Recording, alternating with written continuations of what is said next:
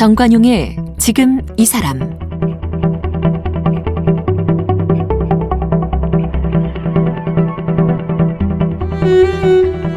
여러분 안녕하십니까? 정관용입니다. 한국에서 태어나고 자라고 있지만 서류상으로는 존재하지 않는 아이들이 있습니다. 이 국내 체류 자격이 없는 부모들의 아이들, 미등록 이주 아동들이죠.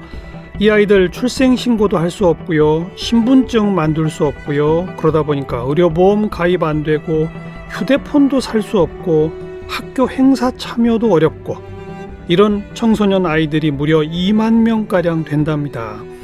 국내 산업 현장에 이주 노동자들이 필요합니다. 그런데 이 체류 자격이 없는 이주 노동자들도 많죠. 그들의 현실은 아주 참혹해요. 숨어 지내야 하는 처지라 저임금 또 차별로 고통받고요. 그리고 이들의 아이들은 존재조차 인정받지 못하는 거죠. 네, 정관용의 지금 이 사람에서는 인권 시리즈 우리 사회 인권을 말하다를 기획했는데요. 오늘은 아동 인권 가운데 국내 미등록 이주 아동들의 실태를 취재하고 책으로 쓴 은유 작가를 만나보겠습니다.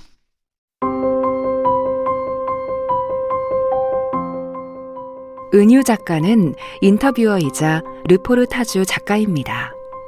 국가폭력, 가정폭력, 성폭력, 직장 내 폭력 등 피해자들의 서사를 담아내는 작업을 주로 했습니다. 살아온 경험으로 자신의 글을 쓸 수 있을 때 세상이 나아진다는 믿음으로 글쓰기 강좌를 진행해오고 있으며 성폭력, 가정폭력 피해자, 시민단체 활동가 등과 글쓰기 워크숍을 통해 사회적 약자들의 목소리를 내는 일을 돕고 있습니다. 쓴 책으로는 글쓰기의 최전선, 쓰기의 말들, 다가오는 말들, 여성과 엄마로서의 삶을 직시하고 풀어낸 산문집 싸울 때마다 투명해진다, 간첩 조작 사건 피해자 인터뷰집 폭력과 존엄 사이, 출판 노동자들의 일과 삶을 포착한 인터뷰집 출판하는 마음, 산업재해로 죽음을 선택한 한 아이의 이야기를 다룬 알지 못하는 아이의 죽음 등을 썼습니다. 2016년 시사인, 2017년 조선일보 올해의 저자로 선정됐습니다.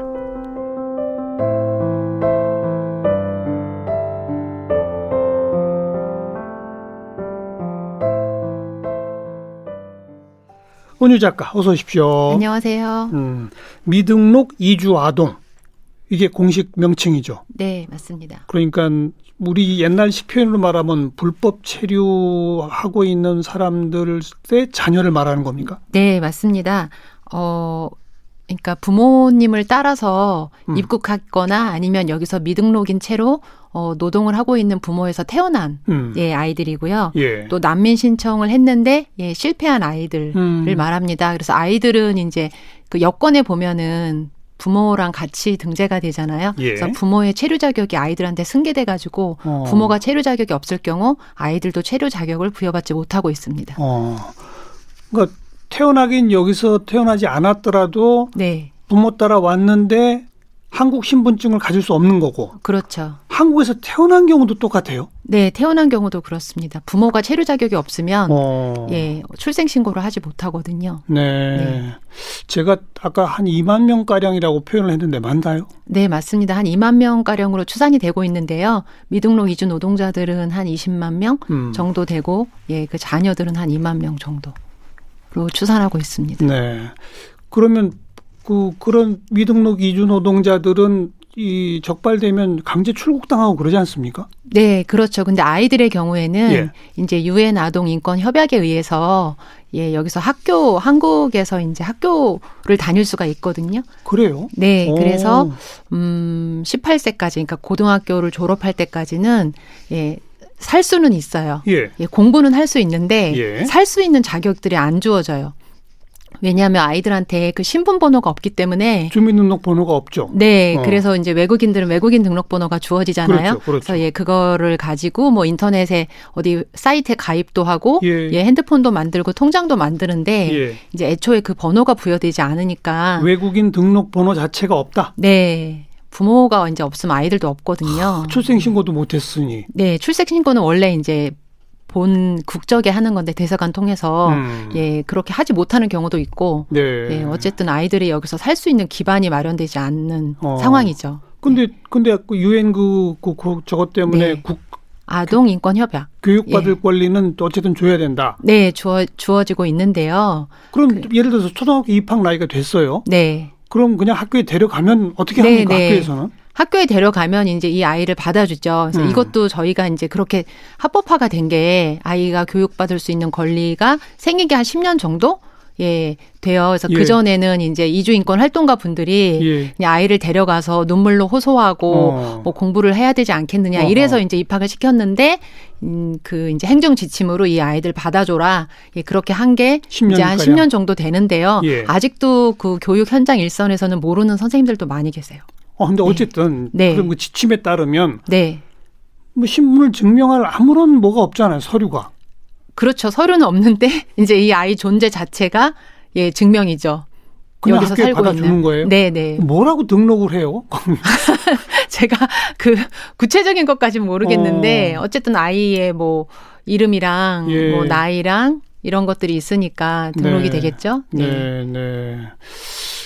근데 미등록 이주 노동자의 자녀란 말이에요. 네. 그럼 미등록 이주 노동자가 자기 자녀를 데리고 학교를 갔단 말이에요. 네. 그럼 그분은 미등록 이주 노동자는 어찌 보면 적발된 거잖아요.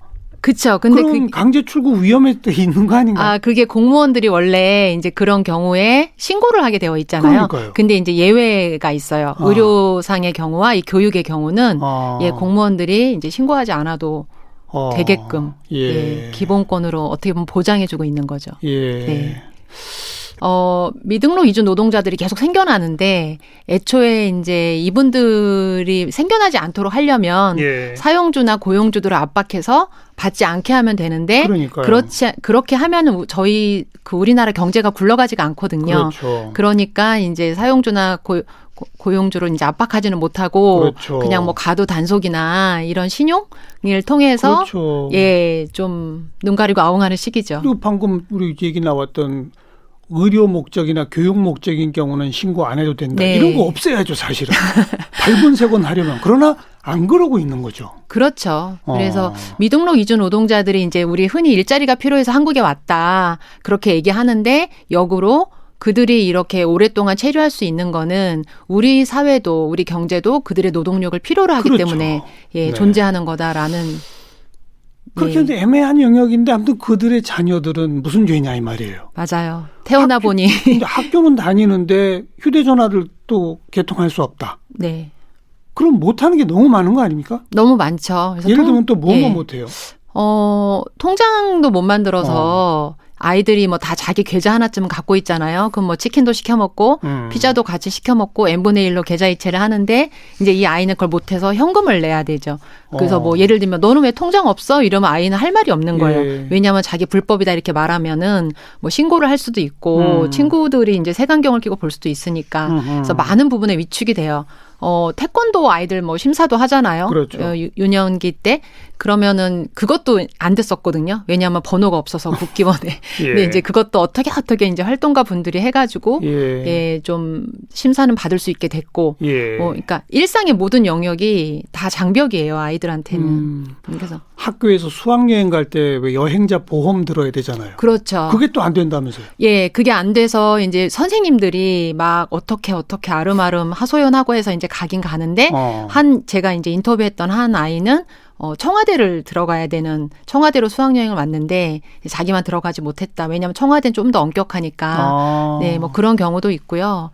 아이들이 많은 곤란에 처하고 네. 그렇게 자꾸 부딪힐 때마다 나는 뭘까 이런 그렇죠. 정체성의 혼란을 많이 느끼죠. 의료보험 가입 안 되죠? 안 되죠. 그럼 아프면 병원 가면 돈 많이 나오죠? 너무 많이 들죠. 그래서 감기가 예를 들면 걸렸는데 뭐 6만 원이 나왔다. 그리고 또 어떤 이주 아동은 체육을 굉장히 잘해서 운동에 이제 특기가 있는데 예. 운동을 하다 보면 많이 다치잖아요. 다치죠. 그래서 한 번은 너무 많이 다쳐서 이제 병원비가 많이 나오니까 나 이제 운동 못 하겠다.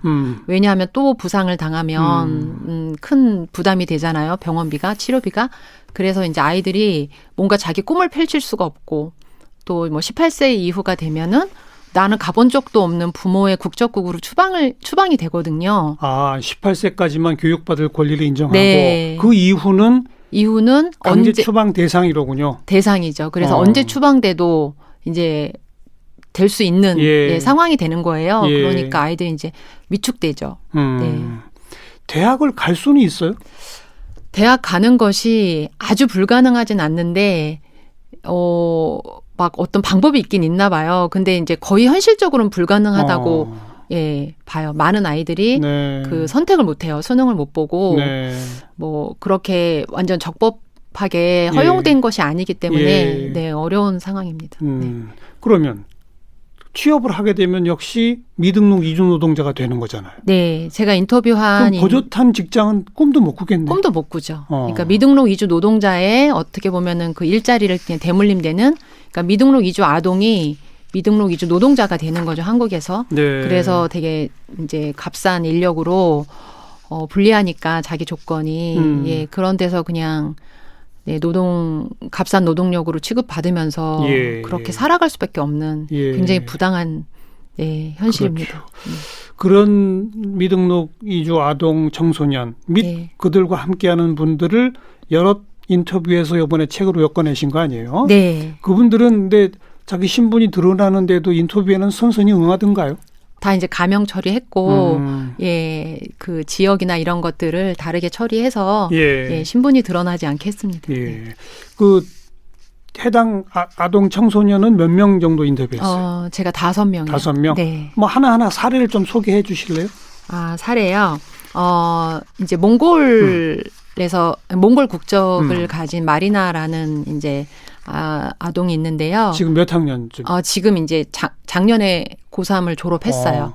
그래서 몽골 국적이고. 아동이라기보다는 청소년이고 이제 지금 청년이 된 거죠. 태어나기는 어디서 태어났어요? 태어나서 한국에서 태어났어요. 부모가 다 이제 몽골 분이고 한국에서 결혼해가지고 이 아이를 낳았어요. 그러니까 몽골은 외모가 저희랑 똑같잖아요. 똑같죠. 그래서 정말 한국 아이 같아요. 저도 만나서 깜짝 놀랐어요. 한국말 기가 막히게. 한국말 너무 똑같이 하고, 왜냐하면 한국에서 그냥 자랐으니까. 몽고어도 할 줄은 알아요? 조금 할 줄을 잘 모르더라고요. 거의 몰라요? 거의 모르고, 왜냐하면 부모가 청각장애인이거든요. 또 그래요? 네, 그래서 이 아이가 그냥 이제 한국 아이처럼 자랐고, 또 부모의 어떤 통역사 노릇도 하고, 부모한테 돌봄을 받으면서 또 자기가 부모를 돌보면서 자란 아이였던 거예요. 그래서 이제 봉사활동 같은 것도 많이 하고, 또 사회복지사분들의 도움을 많이 받아서, 그럼 나도 내가 받은 도움을 사회에 환원하겠다.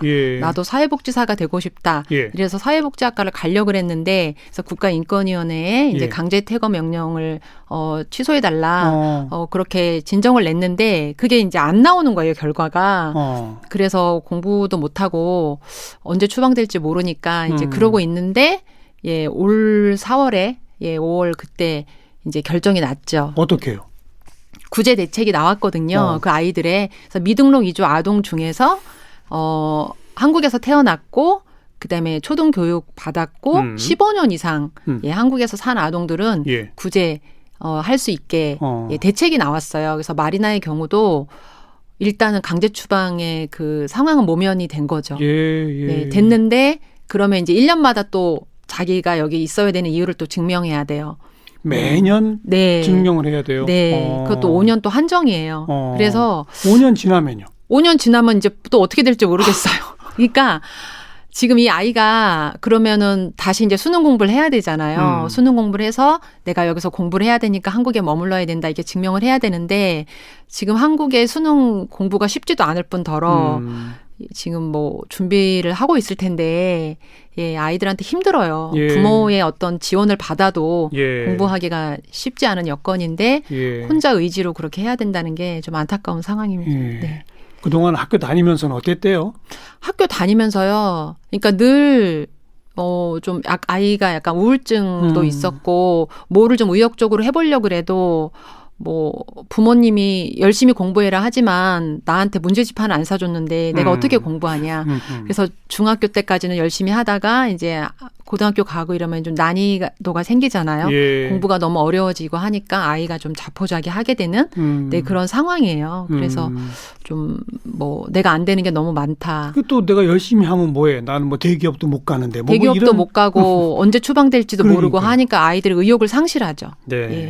몽고 국적의 마리나.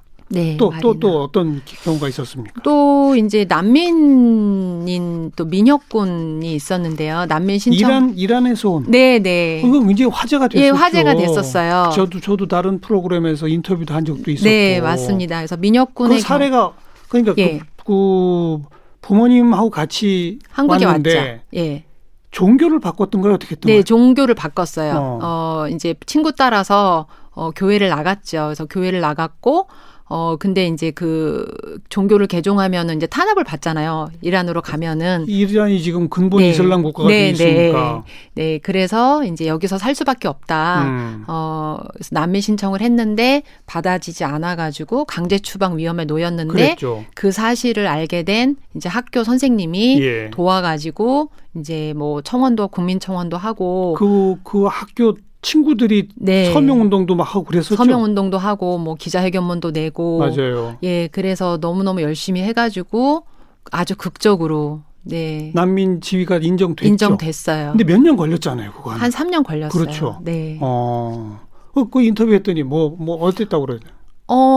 이제 민혁군의 경우 내일이면 그 내일이 없다는 불안, 그것이 이제 사라졌다. 그것이 너무 기쁘다. 이제 이런 말을 했고 또 친구들의 도움을 통해서 예. 아이가 이제 여기에 머물 수 있게 되니까 그게 너무 감사하고 고마워서 나도 이제 한국 사람들에게 좀 도움이 되는 삶을 살겠다. 그리고 사람들이 이제 난민에 대해서 편견을 많이 갖고 있잖아요. 미등록 그래요. 신분인 사람에 대해서. 그래서 그 편견을 좀 깨는 일에 솔선하겠다 해서 이 친구들과 민혁군은 지금 인권 강사로 네. 굉장히 활발하게 활동하고 있어요. 그래서 제가 인터뷰했을 때도 뭐 서울대학교 가서 강연하고 왔다. 또 어떤 로스쿨 그 법무법인에 가서 예. 네, 또 변호사들 대상으로 예. 또 강연도 하고 왔다. 그리고 민혁군이랑 친구들은 굉장히 큰 경험을 했죠. 그렇죠. 네, 그래서 어울려 우리가 살 수밖에 없는 사회가 이제 되고 있잖아요. 예, 그래서 그 친구들이 그렇게 도움을 줬다는 게 저도 굉장히 이제 이야기를 들으면서 희망적이었고 저희가 미등록 이주 아동이나 미등록 신분의 외국인들을 굉장히 차별하는데 예. 민혁군 친구들처럼 가까이서 보고 생활하면 예, 서로 어울릴 수 있구나 라는 것을 알게 됐습니다. 그나마 민혁군의 경우는 진짜 아주 힘들기만 난민 인정을 받은 경우니까 예. 극히 드물잖아요. 극히 우리나라가 드물어요. 난민 인정률이 너무 낮잖아요. 네, 제가 정확히 통계는 모르겠지만 굉장히 낮고요. 그렇죠. 또 정서적으로도 굉장히 배척하는 분위기가 있어서 예. 좀 문제예요. 왜냐하면 난민을 몰라서 저는 배척한다. 섞여 살아보지 않아서. 왜 얼마 전에 무슨 제주도 난민 예멘 난민. 네. 예멘 난민 막 되게 그 사회적 논란이 됐었던 적이 있었지 않습니까? 그렇죠. 네. 그래서 저희가 좀 좋은 사례가 많이 이제 알려져야 되는데 그런 배척했던 사례, 뭐 논란이 됐던 사례만 이제 그거 알고 있으니까 사람들이 좀 안 좋은 인식이 더 생기는 것 같아요. 그래서 저는 민혁군 같은 사례나 여기 미등록 이주 아동들의 이야기가 조금 더 알려지길 바라는 마음으로 책을 쓰게 됐어요. 네. 또 사례 좀 소개해 주세요. 다른 사례 이제 사례. 페버 같은 경우도 나이지리아 국적인데요. 나이지리아에서 온 여기서 태어났어요. 아버지, 페버? 예, 페버. 페버도 이제 한국에서 아버지가 사업차 한국에 왔다가 여기서 태어났어요. 그래서 적법한 상태로 9살까지는 있었는데 예. 아버지가 이제 또 비즈니스 때문에 외국에 갔다가 여권을 잃어버리고 다시 들어오려고 그럴 때 입국이 금지됐어요. 그래요? 네. 왜요? 저도 잘 모르겠어요. 그게 너무 자의적인 거예요. 그러니까 페버는 분명히 합법적인 신분으로 학교를 다니고 있었는데 아버지가 입국이 거절당함으로써 갑자기 불법이 된 거예요. 그런 경우도 있어요. 네. 그래서 페버의 그 입장에서는 나는 똑같이 페버인데 그러게요. 다음 날 학교 갔더니 넌 불법이라고 이렇게 낙인을 찍고 숨어 살아야 되고 그래서 아버지 없이 굉장히 이제 그 가장 없이 어머니랑 5 남매가 어렵게 한국에서 생활을 했어요. 그러다가 이제 고등학교를 특성화고를 가고 이제 일자리를 얻었는데 그때 갑자기 이제 단속에 걸려가지고 잡혀서 강제 추방의 위험에 놓였죠. 예, 그 사건이 굉장히 좀 화제가 됐었고요. 강제퇴거는 부당하다라는 소송을 제기해가지고 페버도 되게 승소를 한 드문 경우예요. 그래서 소송을 내서 이겼어요. 네, 이겼어요. 페버도 몇 년 걸렸는데, 예, 그래서 페버도 왜냐면 한국에서 나 태어났다. 아니 태어났을 뿐 아니라 9살까지는 합법적 신분이었다가 네. 이랬던 것들이 법원에서 인정이 된 거군요. 예, 그렇죠. 그래서 무조건 추방은 안 된다 이런 식이었군요. 그렇죠. 근데 이게 문제가 이게 좀 합법화 경로가 만들어져야 되는데 누구는 되고. 그러게요. 예, 누구는 안 되고. 그것도 무슨 기준에 의해서가 아니라 일일이 소송이나 무슨 난민 신청이나 네. 개별적 심사나 이런 걸 다 거쳐야만 개별적으로 허용되고 말고 이러는 거 아닙니까? 네. 그러니까 그게 너무 불안정한 거죠. 예, 내가 내일이면 어떻게 될지 모른다. 쫓겨날 수 있다라는 불안을 안고 살아가는 거는 예. 굉장히 힘든 일이잖아요. 예. 네. 예. 네. 이런 미등록 이주 아동 청소년들을 지원하는 단체들이 꽤 있어요. 그런 곳에서 활동하시는 분도 또 인터뷰하셨죠. 그렇죠. 예. 이제 아시아 인권 문화연대라는 단체도 있고 이주 노동자들 지원하는 단체들이 좀 있어요. 그래서 우리나라에서 이주 노동자들이 들어왔을 때, 그러니까 88년 서울 올림픽 이후에 이제 한국 경제가 급성장하고 대학 진학률도 높아지고 하면서 소위 말하는 3대 업종에 예. 인력 공백이 생기면서 그렇죠. 이제 노동자들이 많이 들어왔잖아요. 그때 너무나 처참한 그 열악한 환경에 이제 노동자들이 처해 있는 것을 보고 이제 노동운동을 하시던 분들이 이주 노동자들을 예. 지원하게 된 거죠. 예. 그래서 그때부터 거의 30년 정도 활동하신 서건정 대표님, 또 이주 노동자 관련된 르포를 많이 쓰신 이란주의 대표님을 인터뷰했죠. 그래서 그 분들이 이제 하시는 말씀이 초기에는 미등록 이주 아동의 존재가 없었다. 그렇죠. 근데 이제 이 청년들이 와서 여기서 결혼도 하고 예. 생활을 꾸리다 보니 아이도 태어나고 그렇죠. 이 아이들이 자라서 학교를 가야 되는 시기가 왔는데 예. 아이가 학교를 못 가. 왜? 미등록이라. 그러면 이 아이를 어떻게 교육을 시키지? 해서 이제 초기에는 너무나 정말 활동가들이 아이 손잡고 학교 가서 교장 선생님한테 하소연하고 눈물 흘리고 나오고 굉장히 힘든 시기를 거쳤더라고요. 예. 그런 노력들이 이제 이렇게 합법화 예. 학교는 이제 교육은 받을 수 있게 예. 된 토대가 된 거죠. 예. 네.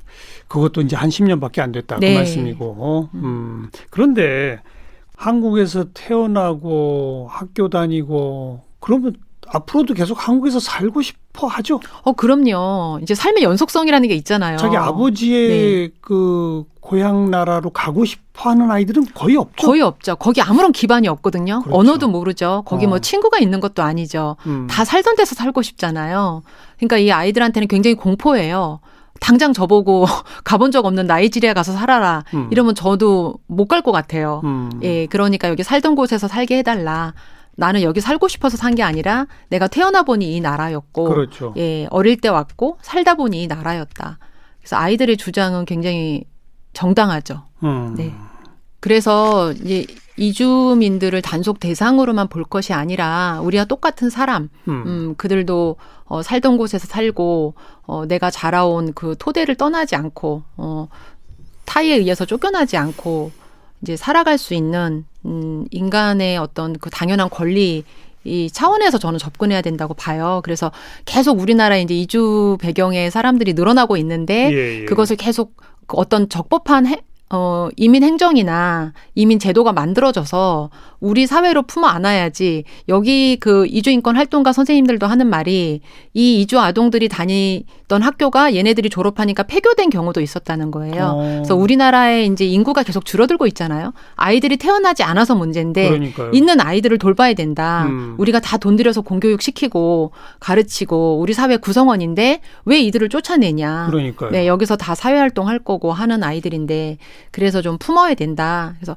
갑자기 한꺼번에 막 다 합법화 시켜라 이게 아니라 적어도 이 아이들이 크는 동안은 학번이라든가 어떤 이 일상의 시스템에 편입될 수 있는 번호라도 부여해서 아이들이 정말 그 유령인 존재처럼 느끼지 않고 살아갈 수 있게 해줘야 된다.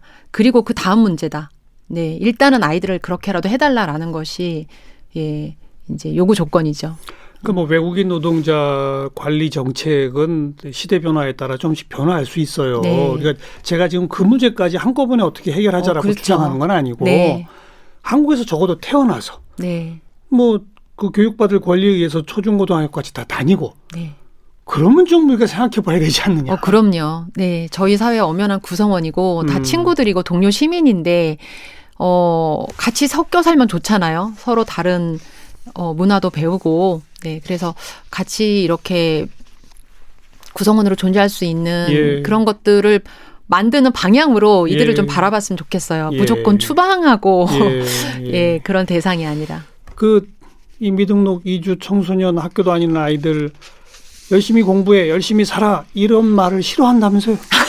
아니 그 민혁군이 이제 난민 지위를 인정받았을 때 막 축하해주는 자리에 어떤 관계자분이 오셔가지고 이제 난민 인정받았으니까 열심히 살아라 이렇게 말을 했다는 거예요. 예. 그러니까 민혁군은 그 말을 듣고 너무 울컥했다. 내가 지금까지 어떻게 살아왔는지 아느냐. 어떻게 더 열심히 사느냐. 그러니까 이 아이들은 신분이 이제 불안정하니까 더 이제 어떻게든 여기서 살아보려고 몇 배의 노력을 이제 기울이죠. 안간힘을 쓰는데 그것도 몰라주고 열심히 살아라 하니까 이제 울컥했다. 그래서 난민이 무슨 열심히 살지 않아서 받는 형벌은 아니거든요. 그렇죠. 예, 그래서 저희가 이런 것들이 저는 다 그분도 물론 이제 지지해주고 응원해주는 마음으로 한 말이겠지만 그 대상에 대한 이해 없음에서 온 행동이라고 봐요. 그래서 저희가 한 번도 당사자들의 목소리에 귀 기울여 본 적이 없잖아요. 그렇죠. 예, 맞습니다. 그래서